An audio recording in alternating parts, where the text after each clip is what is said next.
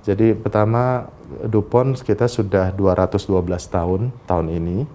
Kita banyak berubah sejak kita mulai berdiri. Saya mau ceritakan sedikit. Jadi kita mulai sebagai perusahaan pembuat mesiu selama 100 tahun pertama. Kemudian tahun 1900-an kita mulai masuk ke kimia. Selama 100 tahun sampai sekarang juga masih. Jadi DuPont merupakan salah satu perusahaan kimia terbesar di dunia dan banyak sekali produk-produk di dunia ini yang diciptakan oleh DuPont. Nah, saat ini kami memposisikan diri dalam 100 tahun yang ketiga dan mungkin seterusnya memposisikan diri sebagai perusahaan sains, di mana kami juga mempunyai kapabilitas di bidang biologi dan bioteknologi. Jadi kita menggabungkan kapabilitas kita di bidang chemicals, materials, lalu biologi dan bioteknologi, sehingga kita memposisikan diri sebagai perusahaan sains. Nah, kembali ke daya saing. Jadi daya saing itu menurut saya didasarkan pada 3 hal.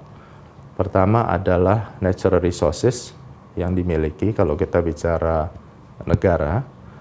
Lalu yang kedua, yang sangat penting adalah human capital, bagaimana orang-orang baik di negara maupun di perusahaan tersebut. Lalu yang ketiga adalah inovasi. Jadi kalau kita ingat waktu itu, kalau nggak salah salah satu pakar pemasaran bilang organisasi itu pada dasarnya hanya 2, yaitu research and development dan marketing. Ya, jadi research and development ini bisa kita artikan sebagai inovasi. Nah, DuPont ini juga memposisikan diri sebagai market driven innovation. Jadi menggabungkan 2 hal ini, marketing dan inovasi.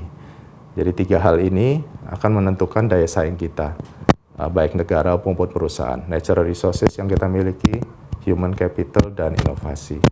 Dan Indonesia punya natural resources, kita punya human capital yang harus kita kembangkan. Memang masih banyak beberapa kelemahan di human capital kita, dan terutama inovasi ini yang harus kita kembangkan karena kita masih cukup jauh di dalam hal inovasi ini.